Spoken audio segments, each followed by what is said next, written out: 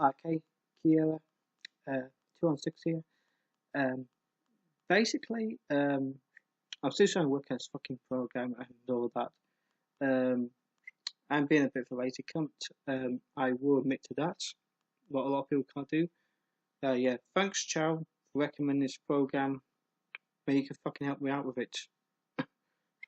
Anyway, this is the third time trying to make this video, and I think I'm gonna be short. Okay, I watched a video on Rebel Media by Tommy Robinson. Okay, and he's interviewing people at anti-racism rallies. Now, like me, you're probably thinking, anti-racism rally, that's a good thing. Speak up against racism.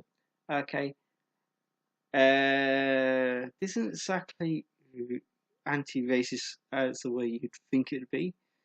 It's just a bunch of cunts who get triggered, and basically, white people are racist. Black people can never be racist. White people can never be racist. So he's interviewing them. One person mentions this. A white person can't be a victim of racism, and I'm thinking, great. So what you're saying is, I can use my ancestors' identity to call you a white whore, and that would not be racist. Awesome, yes. That means that every white person says you cannot be racist towards a white person is going to get called a white cunt from now on. Or white bitch. I don't give a fuck. It's asked to move by the police. You know, that sort of shit happens. I'm trying to be brief for this. What happened? And then he gets told if he doesn't leave, he's going to be arrested. So he leaves, and then comes to a new video. In the same video, a new film. So he's put two into one, and he's asking questions. They're protesting against racism. Some people who go to these rallies don't even know what the protesting is. He's seen people where they've actually had a look at the sign. He said, "You don't know what you're protesting against. Why are you here? You don't know what the fuck you're protesting is." And one woman's there. She's against racism and she's against sexism. And I'm for that. I am against sexism and I'm against racism. Okay. So he mentions about what happens in some countries to women. Genital mutilation. It's where you cut part of the vagina out, and by the way, it's pain. It's not a nice procedure. You're not put to sleep for it, I don't think, but you certainly never feel sexual pleasure after getting this. So, at least you'll save money on fucking sex toys if no guy will take you, because there's no use for one. What the fucking point? You won't feel it, or you won't get sexual pleasure from it. Anyway, so he brings up this guy tells him, leave it alone. And he goes, you're harassing her, sexualizing her, some bullshit like that. And he's like, I'm asking a question about sex mutilation, which the other guy didn't give a fuck about. And these are young guys, a couple of young people saying, "Oh yeah, you're racist, you're nasty, you're Islamophobic, and all that." Then he mentions to the same person, another person, saying, "How do you feel about the victims in Rotherham? By the way, these are children that had been sexually molested by grown men in the Muslim community. Now, the men were the Muslim community, but for the victims, I don't fully know. I have to research it up. But he asked a question, and I feel like, and this when this guy comes, you're an Islamophobic, you're racist, go away, get a camel thing, go away. You just get off the street, blah blah blah blah blah blah blah. Basically making no sense. And that's my blood by then was my blood was boiling up before but by that point my blood was literally boiling. And I said to myself as I was watching this that if I'd been a victim of the Rotherham one of the Rotherham victims of the sexual sexual assaults, I would have killed that man on the spot. And by the way, just put it out there, I'm not just saying that. I'm not trying to be a big hard guy. I'm being serious. If I was a victim of these dirty fucking animals, and this guy was rather than concerned about me, was more concerned about them, and calling a guy out, calling a guy an Islamophobic and racist for calling these cunts out, rather than seeing how I felt if I've recovered from it, I would have lost my shit. And I think I can speak for anyone who actually was a victim. They probably would have lost their fucking shit too. They would have gone absolutely fucking crazy. How Tommy didn't even get slightly angry about this is actually beyond me. It is beyond me. I mean, whatever side of the platform you stand on, you have to give him credit for not getting angry, especially at that point, for not getting fucking angry, even slightly. Because most people, you fucking all know, you would have lost your shit. And I think I speak for most people in this world, would have lost our fucking shit. That guy would have got some backlash, whether it's verbal or physical. You know, he wouldn't have got away with what he said. And Tommy gets attacked by a member of UAF. You all find out about the UAF, you know, and the former group who's in his defence lead. I recommend researching up. I recommend watching videos on both sides of the platform. You know, see points from both views and see a middle ground view and the side of view on both sides. By the way, mainstream media is not a perfect place for middle ground.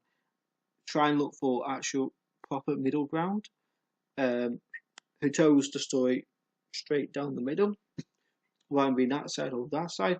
Anyway, I was thinking of doing a video, I made a comment, and I was saying that what they need to do is get a couple of these people, these assholes, you know, who attack people in the streets for disagreeing with them. You know, for example, these people that were attacking Trump supporters, all that sort of thing. You know, for no reason, attacking people for no reason, and no reason also comes under fucking having a not agreeing with them when it comes to politics. Take them into London, in the centre, take them to the top of the tall buildings, tie a rope around the neck, just tie a rope around the neck. Take two, maybe take two police officers that are not actually protecting the innocent and basically protecting these assholes, because while the police are protecting these assholes, they're going to continue, you know. But definitely take a couple of these assholes, and I mean, try and find the ringleader. Please don't pick up an innocent person who is a leftist, but they don't scream racism, they don't scream Islamophobic, they don't cause chaos, they don't scream down your face, they don't attack you physically or verbally. They agree with the left. They agree with the left side, and they'll happily let you put your points of view forward. Don't say that. Just take the two assholes, just at random, and hand them off buildings. Make them low enough for the public to see, but make them like high enough so the public can't reach and take them down. Yes, it will cause distress to people. It will cause, and it's going to cause fear. Okay, people get scared. People be traumatized. You know, they'll be probably in tears. But what it will do, it will definitely help out in the long run, because these fucking assholes will be too fucking scared to act like dicks in such a way again.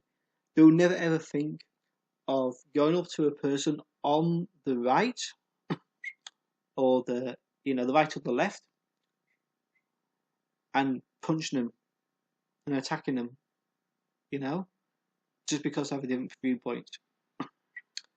you'll never ever get words like Nazi scum being shot down at someone just because they're trying to have an interview and all that. You won't have people in these countries shouting at people, calling people racist for loving their own country and loving their own flag. I despise the Union Jack. I despise the St. George flag. But I live in the United Kingdom and I respect everyone who wants. When someone flies their Union Jack with pride, who's a British person, I respect them in many ways than one. I respect their rights, but they're flying the pole because they're not exactly flying. It's not like they're flying in my face and pushing it into my face. They're literally flying it in the garden or on the wall. They're literally flying it with pride, and they should be allowed to. You know, most countries out there you can do that. So why not? Why not in this country and all that? So we're none of this calling someone racist because they're flying their own flags in their own country. There were no council, and it probably puts scare into councils that write letters to people. Councils across the UK writing letters to people in the United Kingdom to take down the British flags because it offends a few people. Now, if you're born here but your family came from another country because of the history, not all slaves went to America. Not by the way, not all slaves were from Africa. Just to put it out there. So if your family came here, that possibly were from slaves. So let's say you're born here, but your family were forced to come here by the empire. I can understand not right in this country, but if you choose to live in this country, you choose to get on a boat or get an airplane, move into this country, choose to get in this country. If it offends you, leave.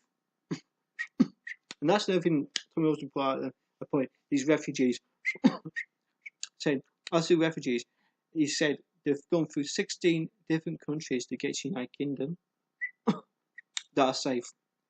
And this person said, well, they're still refugees. And he goes, no. Once they've gone into a safe country, they're no longer refugees at all. They're not refugees no more because we're in a safe country. Because what they're doing, they're escaping the fear of war. They're scared for their lives, supposedly. And maybe this is why not many women and children are coming this far into Europe. Maybe because they actually are escaping for their lives, and they actually are going into just Turkey or into just Iran, into neighbouring countries that are safe, and so therefore they don't feel they have the need to go as far as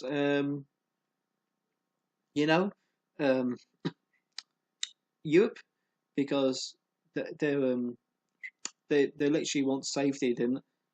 They don't care about the benefits of free money they might get.